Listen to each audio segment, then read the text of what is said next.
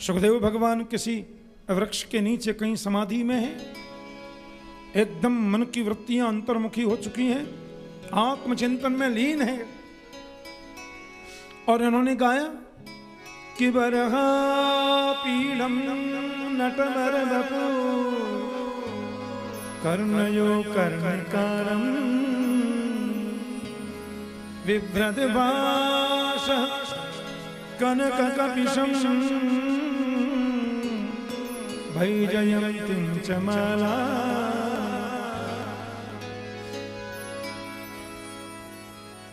रन्ध्रां वेणोरधर सुधया पूरयन् गोपवृन्दै वृन्दारण्यं स्वपदरमणं प्राविशद गीतकीर्ति।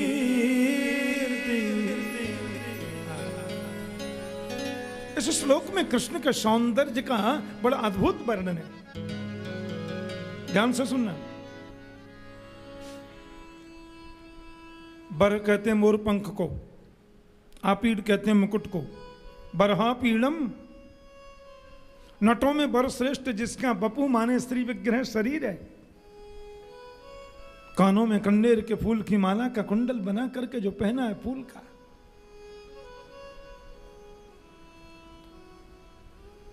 वेणु का निनाद करते जा रहे हैं। भगवान सुखदेव की आंखें खुली, हेलो हेलो,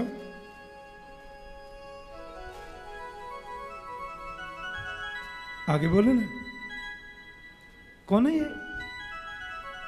चेला वाला हमको नहीं मालूम, आगे बोलो ना। पर हमको तो इतना ही आता है, आगे सुनना है तो पिताजी के पास चलो, उनके पास तो इतने मंत्र हैं ऐसे। भगवान सुखदेव ने तुरंत आंखें बंद कर ली, कोई सुंदर होगा तो अपने लिए होगा, अपने मतलब। व्यास जी बोले सुनो क्या हुआ है? गुरुजी आंखें खोली थी और हमसे कहा था आगे बोलो। गुरुजी बोले उंगली तो पकड़ ली है, पहुंचा पकड़ना बाकी है, बोलो जय श्री कृष्ण। लग गया करंट। लखी जिन लाल की मुस्कान ताकि बिसरी बेदबिद जप योग संयम ध्यान नेम व्रत आचार पूजा पाठ गीता ज्ञान रसिक भगवत द्रग दई असिखे चिके मुकुम्या है तिरछी चितवन। बड़े बड़े ज्ञानी कलामुंडी खा जाए ब्रजभाषा में, बोलो जय श्री कृष्ण। भूल जाए चौकड़ी। मधुसूदन सरस्वती जी महाराज कहते हैं एक बार वृंदावन आ गए मधुसूदन सरस्वती, अब लौटकर काशी गए तो मन ही नहीं लगता है। एक महात्मा ने कहा बड़े उदास लगते हो बाबा, क्या हुआ? अरे मत पूछो भैया, वृंदावन क्या चले गए, हमारी तो माला फाला भी छूट गई, अच्छे वृंदावन गए। क्यों?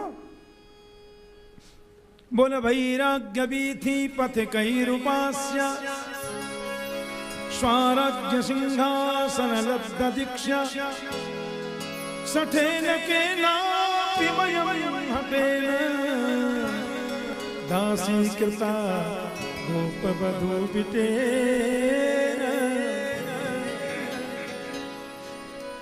मधुसूदन सरस्वती जी कहते हैं वैराग्य की बीथियों के पथिकों के हम उपासक थे और स्वराज्य सिंहासन लब्ध दीक्षा अहम ब्रह्मास्मि तत्त्वमसि प्रज्ञानम ब्रह्म अयमात्मा ब्रह्म, इन महावाक्यों का हम जाप करते थे।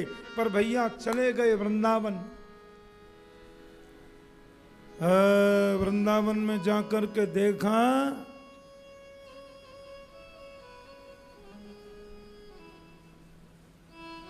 एक छोटा सा सांवला सलोना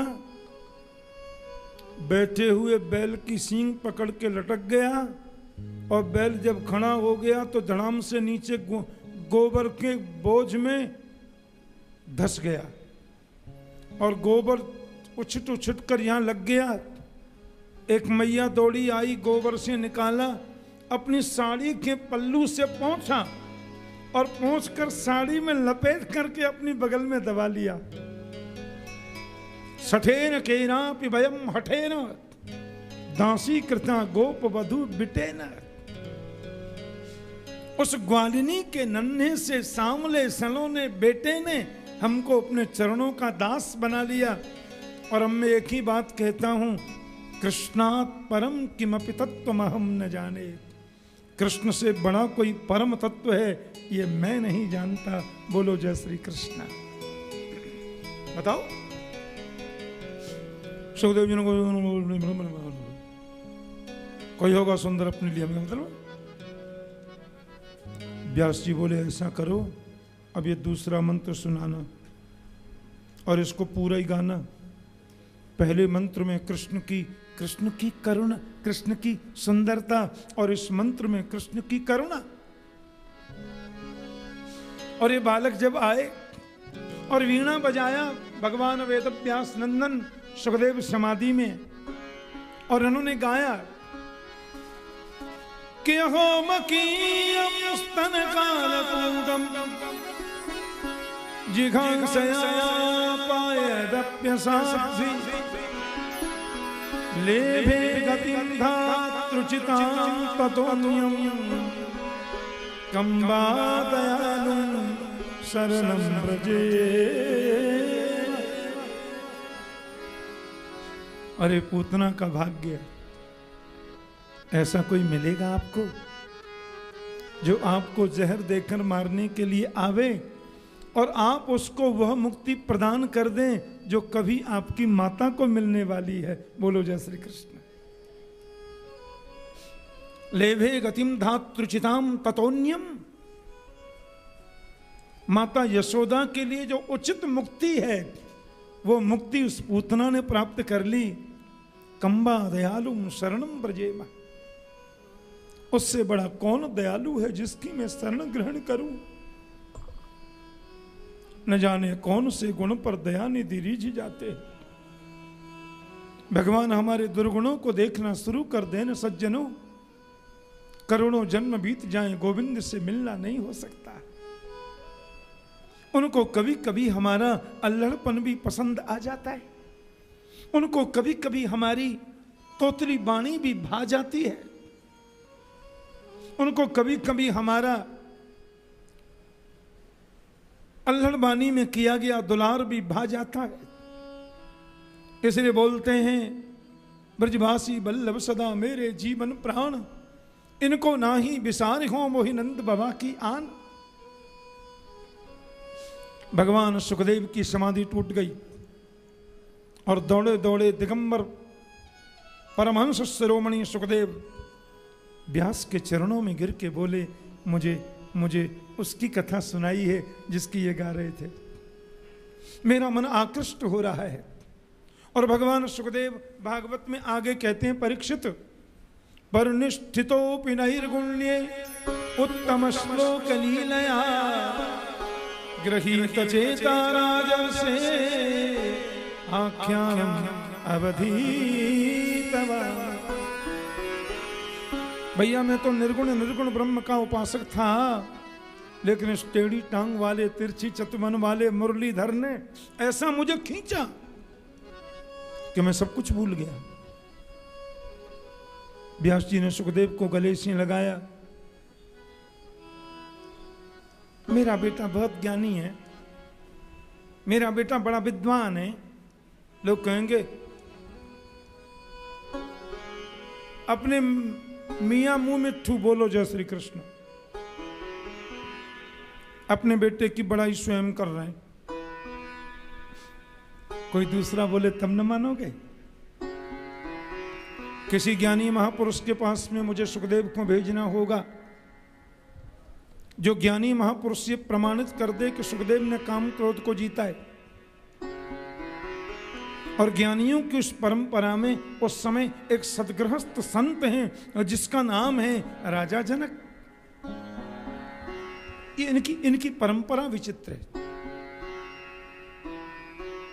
कभी कभी क्षत्रिय कुल में जन्म लेने वाले भी परम ज्ञानी होते हैं, कभी कभी वैश्य कुल में जन्म लेने वाले भी परम संत होते हैं, और कभी कभी ब्राह्मण कुल में जन्म लेने वाला भी दुष्ट दुराचारी पापाचारी हो सकता है।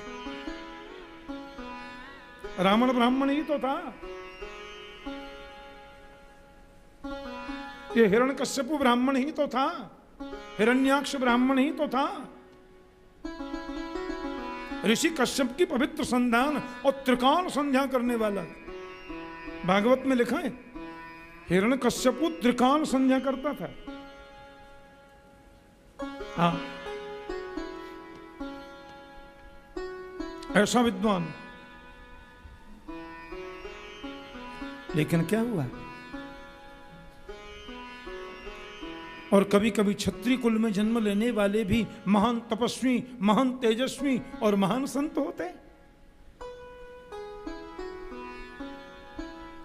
राजा जनक इतने ज्ञानी हैं कि उनकी कितनी वेदांत की पाठशाला चलती है।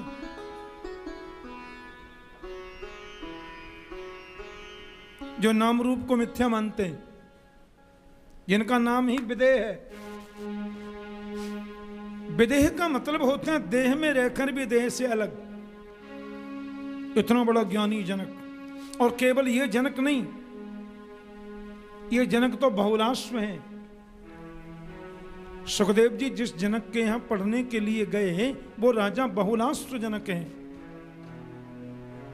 और जानकी माता के पिता जो जनक हैं वो क्षीरध्वज जनक हैं, और नवयोगेश्वर जिन जनक के पास में गए थे वो राजा निमि जनक हैं। लेकिन सब ज्ञानी। जानकी जी के पिता से 10 पीढ़ी पहले हुए थे राजा निमि, और जानकी जी के पिता से 10 पीढ़ी बाद में हुए थे बहुलाश्व। बोलो जय श्री कृष्ण। लेकिन जनक सब है। ये जनक तो इनकी अल्ल है, इनकी उपाधि है, नाम सबके अलग है।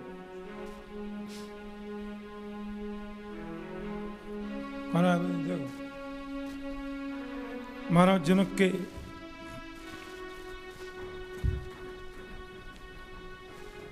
उन्होंने जाकर के सुखदेव जी को देखा।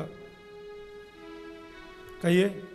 बोले हम व्यास नंदन सुखदेव हैं, पूज्य पिता स्त्री की आज्ञा है वेदांत पढ़ करके आऊं। महाराज स्त्री से आज्ञा ले लें, क्या मुझे यह सौष्ठव सौभाग्य प्राप्त हो सकता है? बोले महाराज जी वो व्यास जी के बेटे आए हैं। अच्छा, व्यास जी ने पहले ही फोन कर दिया था। बोलो जय श्री कृष्ण।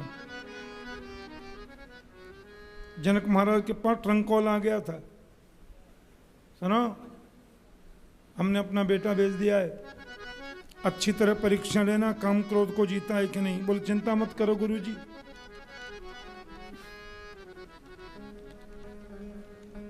जनक ने कहा सेनापति से जाके बोल दो अभी 7 दिन टाइम नहीं है, द्वार पर खड़े रहें। सुनिए, महाराज स्त्री के पास अभी समय नहीं, खड़े रहिए। तेज धूप और भयंकर गर्मी में भगवान सुखदेव नंगे चरणों से दिगंबर अवस्था में 5 दिन तक जनक के द्वार पर खड़े रहे। चेहरे पर क्रोध नहीं आया। आजकल के ज्ञानियों को आप आपकी जगह तुम कह करके देखो, भस्म कर देंगे। और तुम्हारे नल का पानी लेकर कमंडल में तुमको ही सांप दे देंगे। हनुमान चालीसा भी आता हो चाहे नहीं।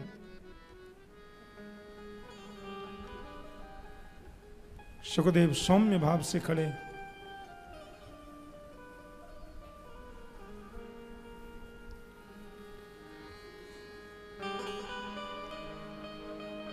सेनापति से कहा जनक ने जाकर के देखो, उनके चेहरे पर जरा भी क्रोध की मुद्रा दिखाई देती हो तो वापस कर देना। सेनापति सुखदेव जी से मिलकर आए और जनक के चरणों में गिर के बोले, महाराज मैंने जीवन में अनेक ऋषि कुमार देखे पर ऐसा नहीं देखा। चेहरे पर वही सौम्यता, वही मुस्कुराहट। जनक ने तुरंत सूचना पहुंचाई व्यास जी के पास। पहली परीक्षा में 100 में से 100 नंबर मिले। सुखदेव ने क्रोध को जीता है।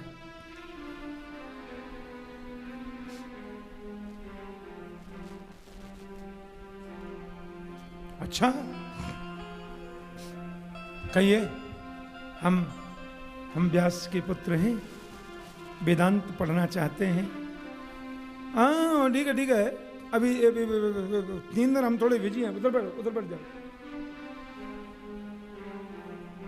इतने बड़े ब्रह्मज्ञानी से बोले उधर बढ़ जाओ। सुखदेव जी एक हॉल में बिठा दिए झूले पर।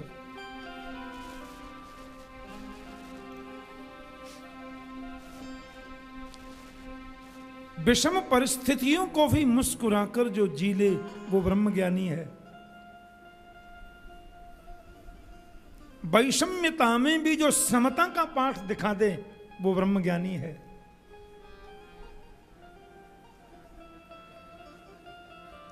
सुखदेव जी ध्यानस्थ बैठे झूले के ऊपर। एक सुंदर सी नारी आकर उनकी बगल में बैठ गई। कोई असर नहीं। एक नारी आकर के इधर और बगल में बैठ गई। कोई असर नहीं। खिसका खिसकी की भावना भी यदि मन में है तो समझना अभी मन कमजोर है, निर्विकल्प नहीं है, निर्विकारी नहीं है। निर्विकारी मन तो तब है,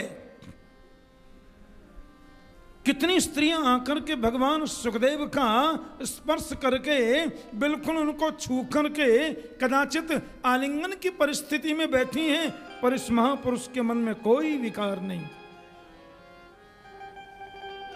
दिगंबर अवस्था में बैठा है। आहा,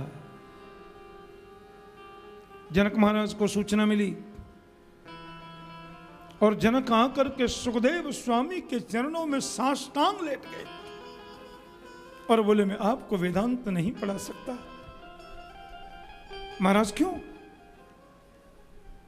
क्योंकि मेरी ये सामर्थ्य नहीं है। वेदांत का सशस्त हस्ताक्षर तो आप स्वयं हैं। मैं आपको क्या वेदांत पढ़ाऊं? और अपने इस अगाध सागर की कुछ बिंदु यदि मेरे कमंडल में डाल दें, आपके ज्ञान के अगाध सागर का कुछ थोड़ा सा चरणामृत भी मेरे कमंडल में डाल दें तो मैं भी धन्य हो जाऊं। महाराज मैं आपको पढ़ाऊं, मेरी सामर्थ्य नहीं है।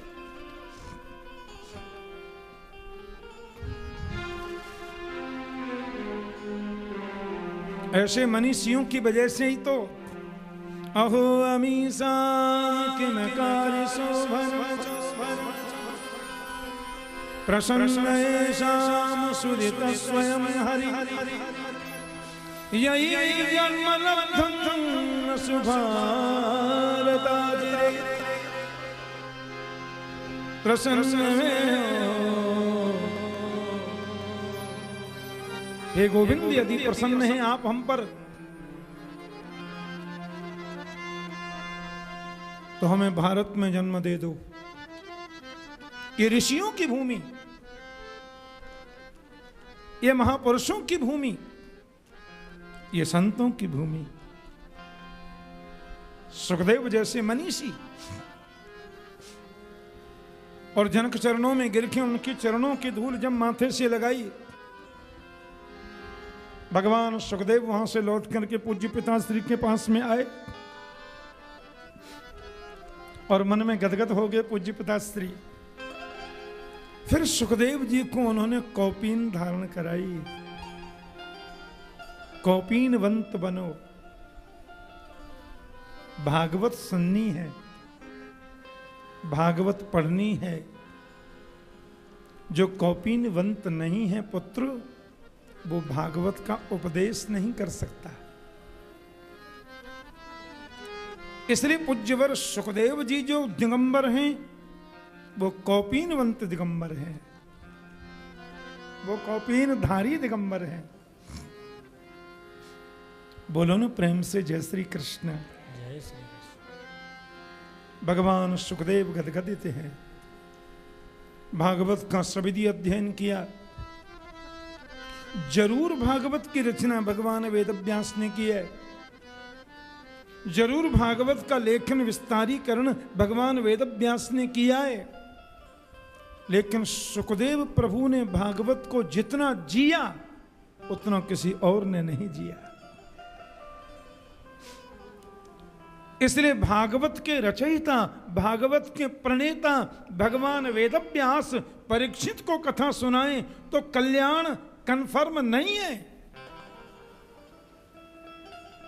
परीक्षित का कल्याण तो तभी कन्फर्म है जिसने भागवत को जिया, वो सुखदेव उनको कथा सुनाए।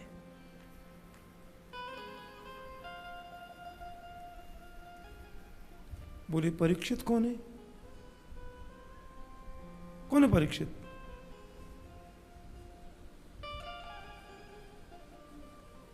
बोले पांडवों के पोते। कियदा मृधे कौरव संजया वीरेष्मथो वीरगतिं गतेषु ब्रकोदरा विद्य गदा विमर्श भग्नोरुदण्डे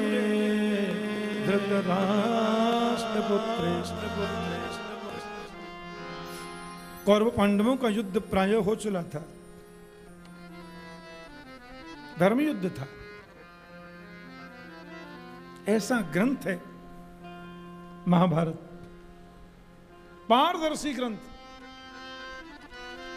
अवश्यम एव भोक्तव्यम कृतं कर्म शुभाशुभम। महाभारत कहता है कि गलती जिसने भी की वो उसको दंड मिलना चाहिए, वो गुरु हो चाहे गुरु का बाप हो। बोलो जय श्री कृष्ण।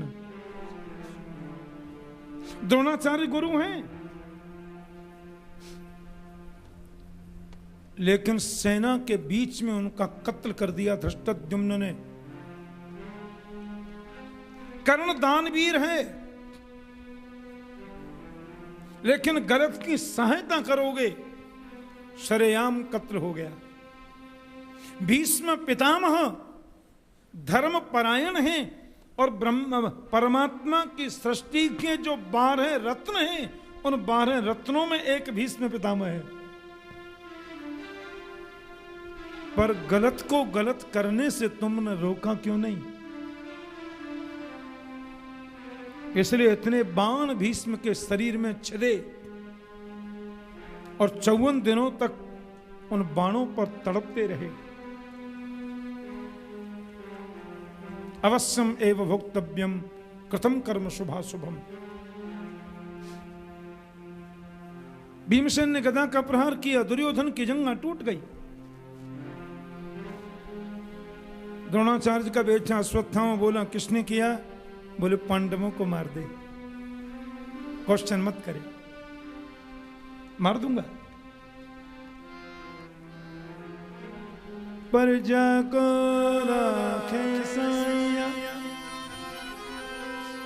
मारी सकहिना कोई बालन बाका कर सके जो जग बैरी हो।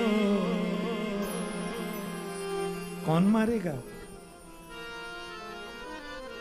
मेरे गोविंद का हाथ जिस पर है, और गोविंद का हाथ गलत पर कभी नहीं होता, ध्यान देना। हमने तो 1.25 लाख का भोग लगा दिया, बात खत्म, हम पे तो हाथ हो गया कन्फर्म। नहीं, गलत पर हाथ नहीं हो सकता। पांडव 5 हैं, कौरव 100 है। पांडव 7 अक्षुण हुई, वो 11 है, फिर भी ये जीत गए। क्योंकि इन पर हाथ गोविंद का है। और गोविंद का हाथ क्यों है? कि ये धर्म की रक्षा करते हैं। धर्म रक्षति रक्षितः। धर्म की रक्षा का संकल्प तुम लोगे, धर्म तुम्हारी रक्षा करेगा। पांडवों को उठाकर दूसरे स्थान पर ले गए, द्रौपदी के बच्चों को पांडव समझ के मार दिया। और ये द्रौपदी तो अश्वत्थामा को मारने दौड़े महात्मा अर्जुन। कि माता शिशूनां निधनं सुतानां निशम्य घोरं परितप्यमान्। गांडीव लेकर के मारने दौड़े, ब्रह्मास्त्र चला दिया। अर्जुन का इसने क्या किया? ये बड़ा ना समझे गोविंद, इसको इतना सहूर नहीं।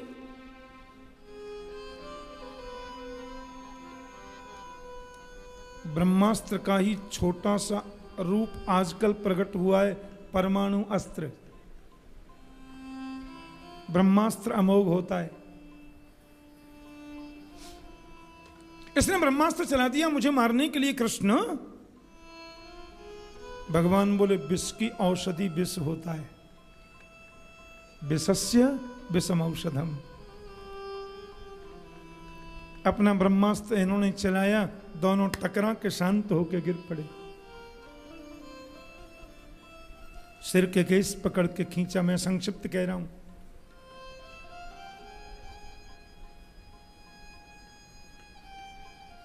जिस प्रसंग में थोड़ी शिक्षाप्रद उपदेशात्मक बातें हैं, मैं उसको ज्यादा कहने का प्रयास करूंगा। कथा तो मैं कहता ही हूं, आप सुनते ही हैं। द्रौपदी के सामने लाकर के बोले, देवी ये तुम्हारे बच्चों को मारने वाला है, मैं उनको जीवित नहीं कर सकता, मृत्युदंड इसको देना है, तुम बताओ कैसे दें। एक बात कहूं, यो यह श्रद्धस्स एव स। गीता में कृष्ण कहते हैं कि जिसमें तुम श्रद्धा करते हो उसके सद्गुण धीरे धीरे तुम में आ जाते हैं। जिसके प्रति तुम्हारी श्रद्धा है, यदि भूत प्रेत में श्रद्धा करते हो, माफ करना, यदि भूत प्रेत में श्रद्धा करते हो तो मरने के बाद हम भूत प्रेत बनेंगे, ये कन्फर्म है। जीवित अवस्था में भी हमारा चेहरा भूत जैसा ही हो जाएगा। और यदि राम कृष्ण में श्रद्धा रखते हो, श्री गोपाल जी में श्रद्धा रखते हो, तो मरने के बाद में तो गोपाल के चरणों की प्राप्ति हमें होगी ही।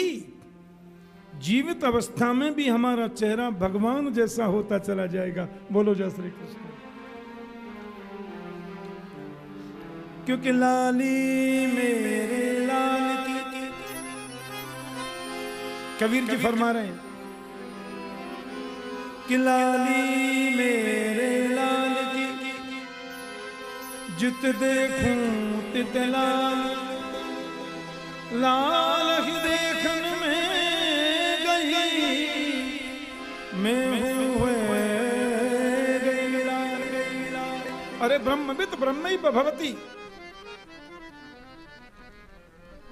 भगवान शंकर कहते हैं उमा देवी पार्वती से, उमा जे राम चरण रत, विगत काम मृद क्रोध, निज प्रभु मय देखहि जगत, कही सन करहि विरोध।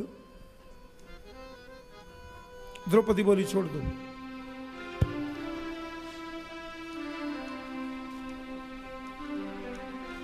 इसकी माता को देखो ना, उसके पति को तो मेरे भाई ने मार दिया। हाँ, अश्वत्थामा की माता को द्रौपदी के, अश्वत्थामा के पिता को द्रौपदी के खास भाई धृष्टद्युम्न ने ही तो मारा।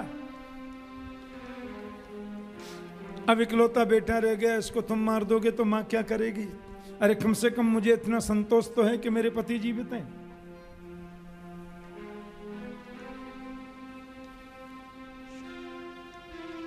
युधिष्ठिर बोले धर्म के विरुद्ध मत चलना, जैसा लिखा हो। भीमसेन बोले मारना ही चाहिए। भगवान से पूछा आप बताओ केशव, मेरे मार्गदृष्टा आप हो। भाई अंतिम सुप्रीम कोर्ट तो गोपाल जी हैं, और किससे पूछें? कन्हैया ने बहुत सुंदर जवाब दिया कि ब्रह्म बंधुर्न हन्तव्य आतिताई बधार मयैवो हयमानादं परिपाह्यनुशासन। ब्राह्मण कैसा भी क्यों न हो उसको मारना मना है, और बाल हत्यारा कोई भी क्यों न हो उसको छोड़ना मना है। ब्राह्मण तो यह है मत मारो, बालकों की हत्या इसने कल की है मत छोड़ो।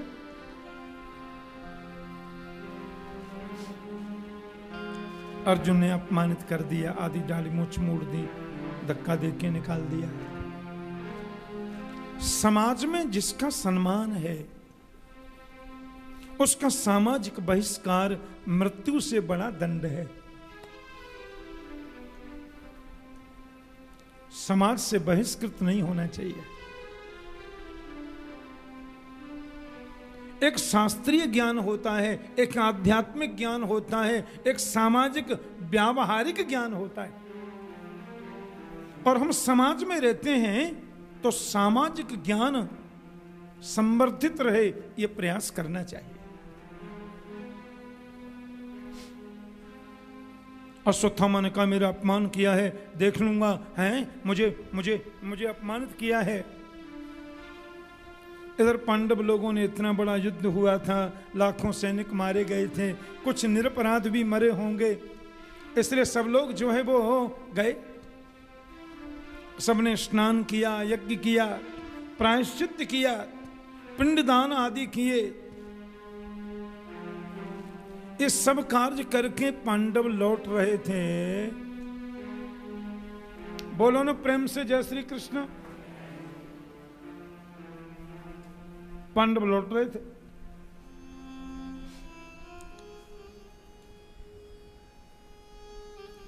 और भगवान द्वारिका जाने की तैयारी में थे।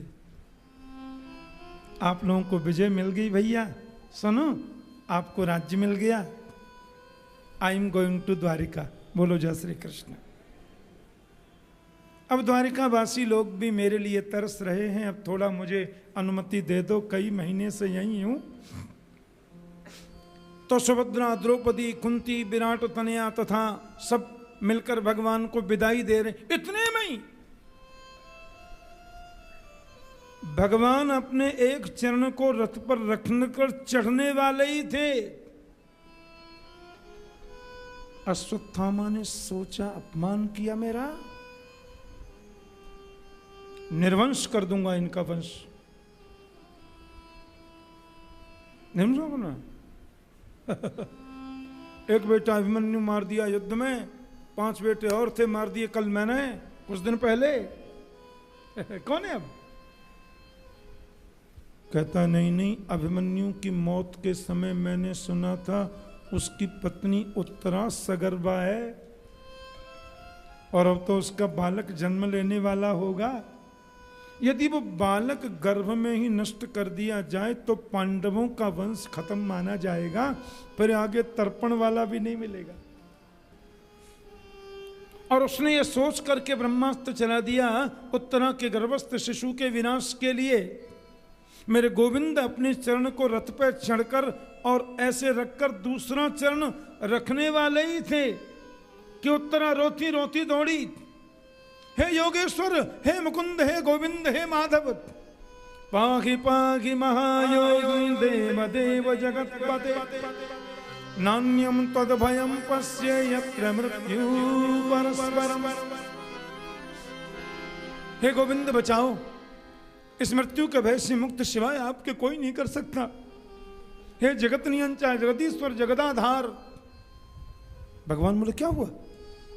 अब उसका ब्रह्मास्त्र आया महाराज। पहले तो पांडवों के ऊपर ही चढ़ा तो भगवान ने कवच से उनकी रक्षा करी, और कहते हैं ब्रह्मास्त्र को देख करके गोविंद रो पड़े। उत्तरा चरणों में गिरकर बोली, कामम दहतु माम नाथ मामे गर्भो निपात्यताम। ये ब्रह्मास्त्र मुझे जलाकर भस्म कर दे, इसकी चिंता नहीं केशव, मैं मर जाऊं इसकी परवाह नहीं, लेकिन मेरे गर्भ में जो बालक पल रहा है वो पांडवों के वंश का बीज बचा है बस। और ये बालक नष्ट हो गया तो कोई तर्पण करने वाला भी नहीं बचेगा, कोई श्राद्ध करने वाला भी नहीं होगा इस कुरुवंश में। कहते हैं गोपाल जी की आंखों में आंसू आ गए। इस नन्हे से गोपाल ने, बालक ने किसी का क्या बिगाड़ा, और अंगुष्ठ मात्र रूप लेखन के मेरे परमात्मा सूक्ष्म बनकर उत्तरा के गर्भ में ही प्रकट हो गए। बोले द्वारिकाधीश की जय। गर्भ में प्रकट हुए भगवान, और गर्भ के बच्चे के सहोदर भाई बन गए। बोलो जय श्री कृष्ण। और एक रूप से बाहर भी खड़े, हाँ ओट चला रहे, ऐसे ऐसे कर रहे हैं, मानो उत्तरा को लगे कोई मंत्र पढ़ रहे हैं।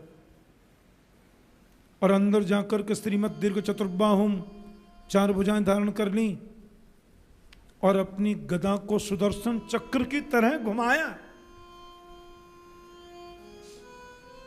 गर्भ में जाकर भगवान किसी को बचा नहीं, ये कोई आश्चर्य थोड़ा ही है, वो घटघटवासी है। किसी के उधर से भगवान पैदा हो जाए आश्चर्य थोड़ा ही है। कर्तुम कर्तुम अन्यथा कर्तुम समर्थ ईश्वर। फिर इसमें आश्चर्य क्या है? बोले आश्चर्य ये है कि गर्भ में रहने वाला ये बालक कितना बड़ा पुण्यात्मा, कितना बड़ा भाग्यवान है, जिसने दुनिया में जन्म बाद में लिया, भगवत दर्शन पहले कर लिया, गोपाल जी का दर्शन किया। इसलिए परीक्षित का एक नाम है विष्णु रात। विष्णु ना रात दत्त, विष्णु रात। और इस नाते परीक्षित के सहोदर भाई भी हैं कृष्ण, दोनों एक उधर में रहे। हम कह रहे हैं चाहे 20 सेकंड रहे, पर रहे तो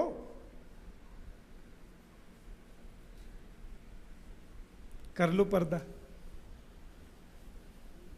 ऊपर से लिखा लो मुखौटा। जिसको पता है उसको पूरा ही पता है। भगवान कितने ही पर्दा कर ले, कितने ही पाउडर लगा ले, कितने ही नाटक कर ले, कितने ही बराह बन जाए, नरसिंह बन जाए, कच्छप बन जाए, बामन बन जाए, मछली बन जाए, लेकिन भक्तों की आंखों पर ऐसी दूरबीन लगी है कि उनको क्लियर असली रूप दिखाई देता है। बोलो जय श्री कृष्ण। माता कुंती को सब दिख रहा है, एक रूप से बाहर खड़ा खड़ा ओठ फड़फड़ा रहा है और अंदर जाके बच्चे की रक्षा कर रहा है। माता कुंती ने गोविंद की बड़ी सुंदर स्तुति गाई है, बहुत अद्भुत स्तवन किया है, और वो प्रसंग हम कल सुनेंगे। एक बात आपसे कह दूं, श्रीमद् भागवत सप्ताह प्रवचन ज्ञान महायज्ञ जो यहाँ चल रहा है गुरु पूर्णिमा महोत्सव में, अब उसमें कल से कुछ विशिष्ट कार्यक्रम हो रहे हैं। कल से यहाँ रोज राष्ट्र सेवा सम्मान समारोह होगा।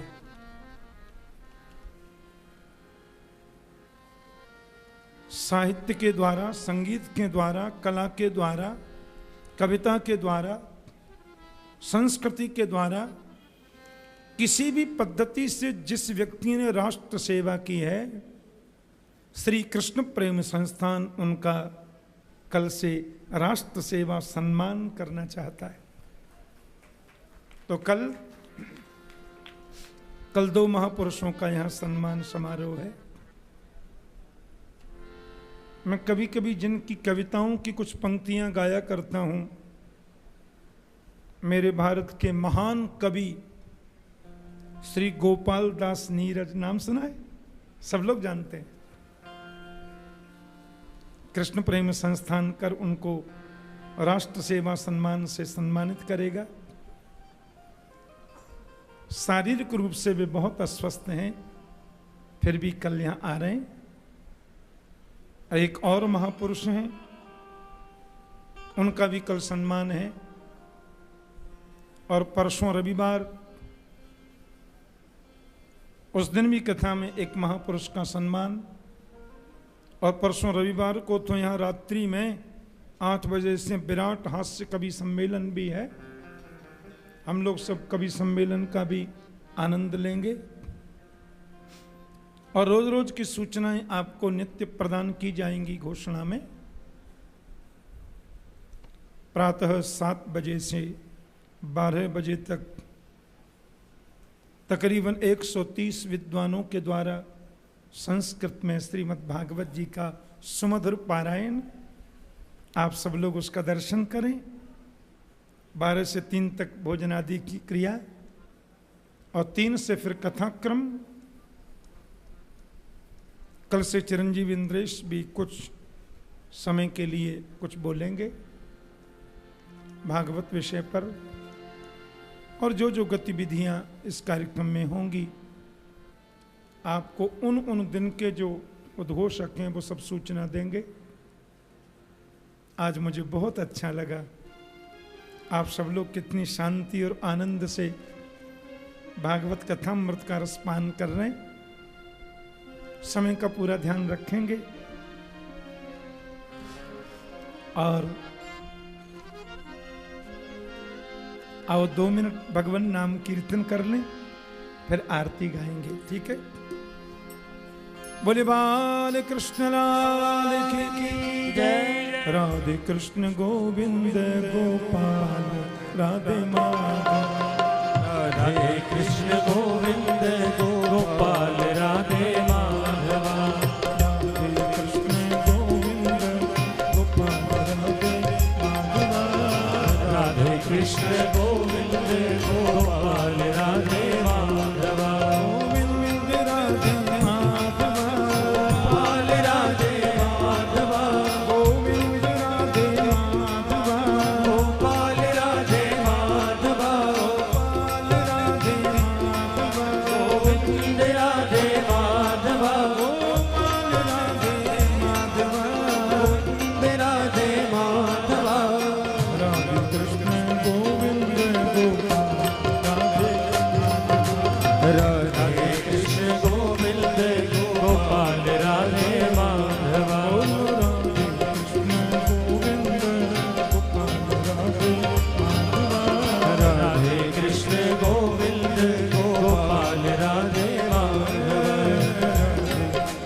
गोविंद राधे कृष्ण गोविंद गोपाल राधे माधव।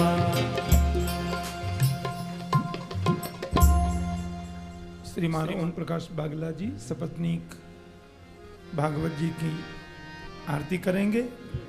और कुछ आरती नीचे प्राप्त होंगी जो आप लोग क्रमशः हमारे सह यजमान और सब लोग क्रमशः शांति से कर सकेंगे।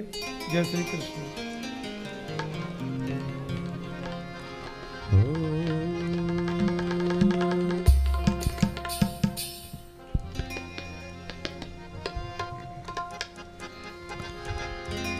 आरती अति पावन पुराण की। आरती अति पावन पुराण की। धर्म भक्ति विज्ञान खान की। धर्म भक्ति विज्ञान खान की। महापुराण भागवत निर्मल। महापुराण भागवत निर्मल। सुख मुख विगलित निगम कल्प फल। सुख मुख विगलित निगम कल्प फल। परमानंद सुधारस में कल। परमानंद सुधारस में कल। लीला रख रस रस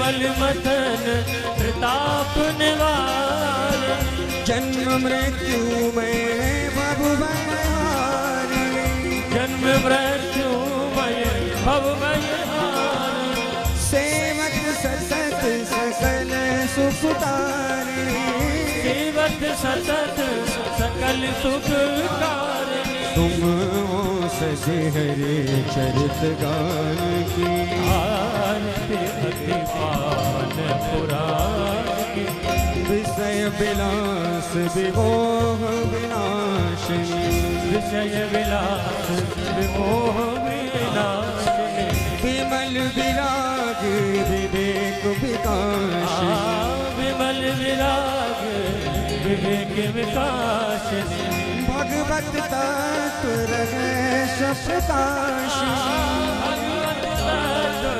रहस्य प्रकाशिनी परम ज्योति परमात्म ज्ञान की आरती अति पावन पुराण की परमहंस मुनि मन उल्लासिनी परमहंस मुनि मन उल्लासिनी रसिक हृदय रसरास विलासिनी रसिक हृदय रसरास विलासिनी मुक्ति मुक्ति रति प्रेम सुधा मुक्ति मुक्ति रति प्रेम सुदासिनी कथा किंचन प्रिय सुजान की आरती पावन पुराण की धर्म भक्ति विज्ञान भान की भक्ति विज्ञान आरती अति पावन पुराण की हरि ओम जलेन शीतलीकरणं पूर्वं देवाभिवन्दनं पश्चादारोग्यार्थे आत्माभिवन्दनं मन्त्रपुष्पाञ्जलिः हरिः ओम एकदन्ताय विद्महे वक्रतुण्डाय धीमहि तन्नो दन्ति प्रचोदयात् ॐ नारायणाय विद्महे वासुदेवाय धीमहि तन्नो विष्णुः प्रचोदयात् ॐ महालक्ष्म्यै च विद्महे विष्णुपत्न्यै च धीमहि तन्नो लक्ष्मीः प्रचोदयात् सेवन्तिकावकुलचम्पकपाटलाब्जै पुन्नागजातकरवीररसालपुष्पैः बिल्वप्रवालतुलसीदलमञ्जरीभिः त्वां पूजयामि जगदीश्वर मे शशि